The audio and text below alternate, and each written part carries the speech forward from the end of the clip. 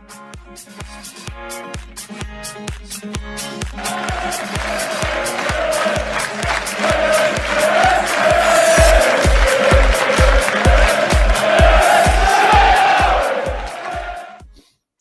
guys and welcome back to the Stacey West YouTube channel. I am Ben and today I'm joined by Dave Salmon from Shrimps Live. How you doing, Dave? You keeping well?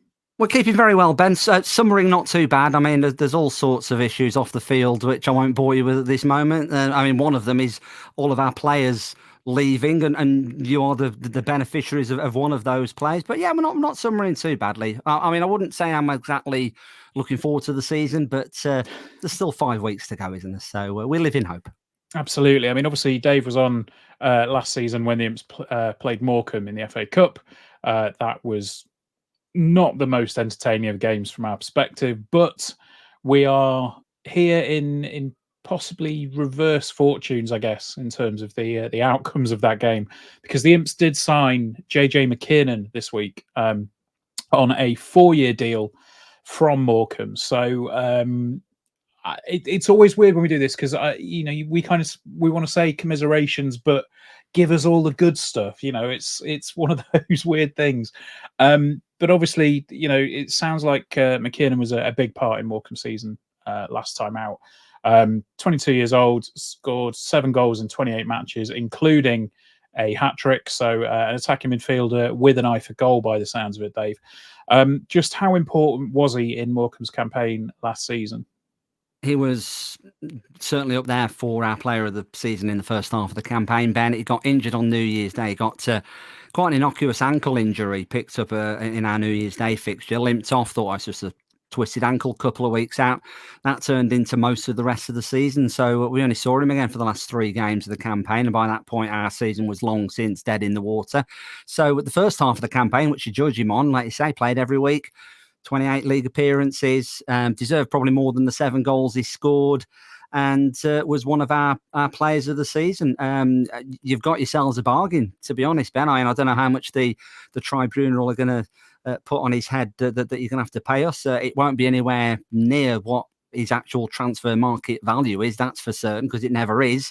And I think the fact you've signed him on a 4-year deal as well, that shows that you see him perhaps as maybe more of a longer term project. I'm not sure whether he's going to come straight into your first 11 thoughts. He'll certainly be in and around the squad, that's for certain. And there's no doubt in my mind that he can definitely make the step up to League One. I think you've got a really good player.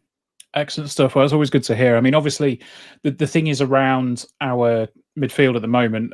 We've signed Tom Bayliss, who is a player that seems like he may be in a similar mould to JJ. We've also signed Conor McGrandles again on a permanent deal. So our midfield is looking pretty solid at the moment when you consider we have the likes of Ethan Arahan and Ethan Hamilton's come back. And then obviously, we've got Jack Moylan, who it will fit somewhere into the mould. So it feels like we've got a number of options there. But obviously, as we've mentioned, it is a 4-year deal. It is quite a substantial contract length for a League One club to offer. And we have actually signed somebody else today as we record on a 4-year deal as well. So it seems like we're picking up players that we believe have got a long-term ambition for the club. What kind of attributes has JJ got that would make our recruitment team's ears prick up and even consider offering that kind of a deal, do you think? Age, primarily 22, loads and loads of potential, not the finished. He's a really good player now, but he's not the finished article, Ben, by any stretch. You need to remember that when he played for us last season, this was his first taste of EFL football.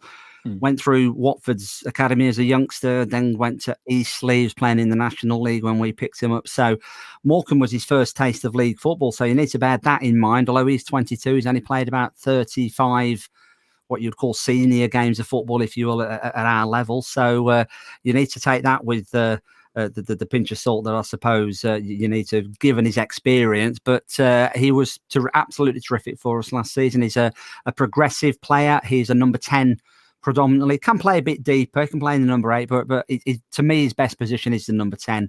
And he's got a bit of an all-round game, really. He's full of running. He'll track back. He'll power forward through the middle. He's got a great passing range. not afraid to head the ball. A couple of his goals he scored were what I would call where angels fear to tread headers, sliding in at the near post as well for a couple of poachers finishes. And if you saw the hat-trick he scored against Colchester, it was back in last October, actually.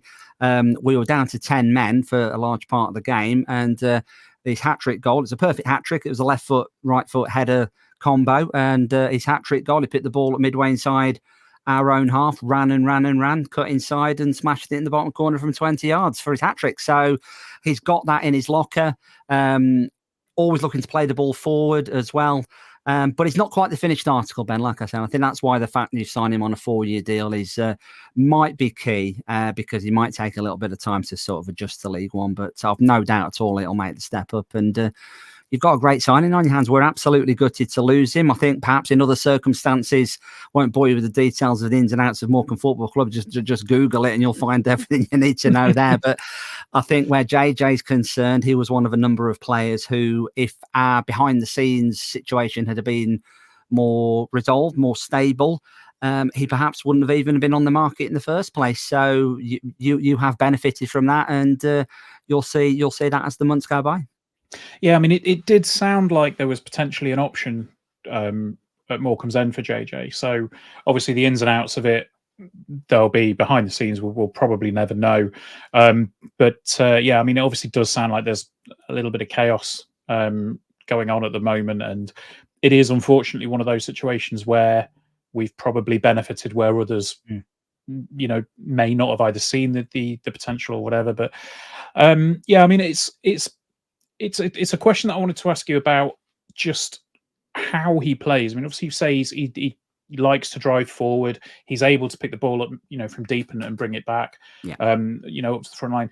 Is he going to be the kind of player? I mean, from my mind, the first thing I'm thinking of is we've had Danny Mandroyu and Teddy Bishop for the past few years at the Imps, and all roads point to them departing the club now. So, Danny Mandroyu was kind of a bit of an unpredictable character. You get a moment of magic from him one week, and then the next week it almost appeared to be sulking. Maybe it sounds like JJ's got the spirit and the ambition to play at a higher level. Obviously, the comments from Jez, our director of football, has said that he's got a really high ceiling on him. Has there been any hints towards an attitude there, or is he just kind of the kind of character you'd really like to have around the club? No, he's a really nice fella. When he got injured in January, Ben, I was lucky enough to have him on co-commentary with me for one of the games, and under our old manager Jed Brannan, he was he allowed a bit of an open book where the players were concerned, shall we say, and JJ was happy to answer any questions that fans wanted to put to him, really, and he was quite open about his footballing philosophy. I think he comes from a very good family as well. He comes from a nice, stable background. He's from the south. Obviously, if you've heard him being interviewed, he's got a very strong southern accent. He's obviously young and raw in that respect, but I think he appreciates. He strikes me as one of these people who is proud that he's a professional footballer. Mm-hmm. And by that, I mean, I don't think you always get that with pros across the whole spectrum. Some seem to have that attitude, perhaps, where they think they've got some kind of God-given right to be a professional footballer, but not the case with JJ. I think he's proud of where he's come from. He's proud that he's worked his way up from non-league into League Two and obviously now into League One. And I think you'll get that excellent work ethic from him. Like I say, he's not the finished product at all. There's still areas of his game that need a bit of work. By his own admission, I think he can drift out of games, but I think that's the same with all creative attacking midfielders, really. You can be 8, 9 out of 10 one week and you can barely touch the ball the next game. I think that's just the nature of how it goes, really. So you'll need to bear with him on that score, but I think that's the same with any player in that position. It's one or two other areas of his game he needs to perhaps address. For me, he goes down, or he certainly last season he had the tendency to go down a bit too easily on certain occasions, trying to buy a free kick when perhaps he could have stayed on his feet. So hopefully he's going to resolve that. But your overall package, I think, if you speak to me in 12 months' time, you'll probably be looking at a very different player to the one that you've signed. But that said, you've signed a really great prospect now. Excellent stuff. I mean, yeah, as a as a follow-on question from that, I mean, obviously you saw the Imps Morecambe game in the FA Cup. We were in the midst of our striker-geddon, I suppose you could call it. We didn't have any fit strikers at all, aside from JJ McKiernan, who came on relatively late in the game. From what you can remember from that game, could you see where he would be able to slot in and make an impact? Absolutely. It's just behind the striker is for me. I think he sits better in a 4-2-3-1. I don't know whether your newish gaffer what formation he prefers, but certainly a 4-2-3-1. Whether that's one up top or maybe two up top and him just behind, because he's got the legs. He's got the legs. So you want him in the final third where he can influence the game. He's very happy to go back to the edge of his own penalty area if he feels he needs to get the ball. So if you can get him in that number 10, or maybe a shade deeper, depending on obviously who else you've got on the pitch. But I'd want to see him as an out-and-out attacking midfielder, and I think that's where he's through the middle, and I think that's where his best position is going to be for you guys. Super stuff. I mean, is he? You obviously mentioned his hat trick was the perfect hat trick, left foot, right foot header. Yeah. Is he naturally ambidextrous, or is he? Has he got a favoured side? No, he's right-footed. He is right-footed. Okay. It was a perfect hat trick. The first one was a left foot tap in. Basically, the keeper dropped a corner and he side-footed it in left-footed. He then had the near post header, great header, got in front of his defender and got it in, and that was 2-0. And then his hat trick goal was have a look at it. It's on my Twitter timeline. It's slightly pirated from iFollow, but you'll get the gist of it really. It's an amazing one of our goals of the season. Really, I say he ran 3/4 of the length of the pitch and smashed it into the bottom corner for what a way to complete your hat trick. And we thought at that point that he was really going to go on and do some really good stuff because he was being called up by Northern Ireland under 21s. I think he's got at least a dozen under 21 caps. I think he's obviously just going past the threshold of being able to be picked. And I'm not sure where the cutoff point is for under 21s. He was 22 in January. Right. So whether that means this season he's too old or whether they can sneak him in, I don't know. But I don't think he was a million miles off a senior call-up, to be honest. And for somebody who at that point had only played about 20 odd EFL League Two games, I think that was quite the achievement. So hopefully he can continue his progression. Hard to say how he came back from his injury, because I say when he came back in, it was literally for the last 3 or 4 games of the campaign. After he got injured on New Year's Day, it was middle of April when he got back into contention. So hard to say whether the injury affected him, but he's going to have a full pre-season, of course, and he's going to hit the ground running. I really hope he does really good things for you. I don't expect him necessarily to start in your first League One game of the season. I think he'll be in and around the squad. He might have to wait a little while for his chance, but I think he probably realises that as well, and that's why he's there on a 4-year contract. And obviously the names you've mentioned who might be ahead of him in the pecking order, that's probably going to be the case. But I think when his chance does come, whether that's in the League Cup or whatever, or EFL Trophy, whatever it might be, you're going to start to see a real player. And I think by the end of the season, you're going to be very happy he's on a 4-year deal, because for me, I think he's champion. He could potentially be championship level at least. So if you've got him tied up to a long-term deal, you protect your asset, don't you? I suppose. Absolutely, that's what we like to hear. When fans come on and say, "Oh, he could easily play higher," it's always a nice thing to hear. I think the key thing is earlier on in the transfer window, we had the chance to speak to Michael Skibala the other week, and he kind of said one of the most important things that they want to look at this season is depth. Because last season we tended to struggle a little bit with squad depth. I mean, particularly up front. Like I say, we had Tyler Walker was injured for most of the season. Ben House was injured for most of the season. Freddie Draper was out on loan until January.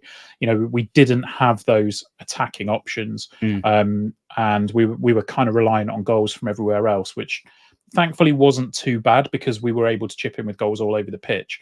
But it certainly sounds like there's a lot more intent to make sure we've got the squad depth this season. Absolutely. But I think the key thing, as with all young players, is probably a little bit of patience, would you say, when it comes to JJ, and just treat him as as the prospect that he can be. I think so, Ben. His age, he's not played as many games for his age as perhaps other people of a similar age may have done in and around League One and League Two. And I think you do need to bear that in mind when he does start to play for you. He is still raw. He's not the finished article. And yeah, he may well start off quite slowly. The conversation we're having now, you may see him in action in a pre-season friendly. And you might think, well, who the heck have we signed here? He can't pick a 5-yard pass, but believe you me, ask any Morecambe fan who you like, and they will all say the same thing, and that is we are gutted. Well, firstly, we're gutted to lose him, and we don't think we may have. I mean, we might not have done if the League One side comes calling, if you're under contracts or not. Your ears are going to prick up, aren't they? If you're playing in League Two, it's the way it goes, isn't it? But we are gutted to lose him, and I think he was a huge player for us last season. And if he had stayed fit, you never know. You never know where we might have finished, because we weren't a million miles away from the play. I mean, our season fell off a cliff in the last 6 weeks of the season, don't get me wrong. But until Easter, we were well in the playoff mix in League Two. And obviously, you saw us in the FA Cup. We deservedly won on that occasion. I think we played really well. You were nowhere near your best. You were obviously had your issues with your first team squad that you just mentioned as well, but we were good value for the win on that day. There's no doubt about that. I think you saw one of our better performances away from home that season. So we know that we perhaps could have done better. And with players like JJ in the team, you never know what might have happened. So I think it should be really exciting. I think a number of your signings, to be honest, Ben, have caught my eye. I think your manager is recruiting in a very set way. He knows exactly the kind of player he wants, and he's going out and getting them. So I think you can be really excited for the campaign. Hopefully, we're going to draw you in the cup again this season, because I always like coming to Lincoln. I don't like the drive so much, about 4 hours drive, basically coast to coast, isn't it, east to west. But love playing Lincoln. Very friendly club. Always get a great welcome. So hopefully, I'll be back at Sincilbank very soon. Yeah, I was going to say, it would be nice. It'd be nice to see you, meet up and have a pint. But I don't necessarily appreciate the last couple of results we've had with Morecambe. So we'll have to wait and see on that one. But look, thanks, Dave, for joining me. It's been a pleasure as always, my friend. We'll see you. Potentially see you at some point next season. Whereabouts can everybody find you if they want to check some more stuff out? Quite active on Twitter, X, whatever it's called nowadays, and I think I'm underneath there at DP Sam, and you can find me.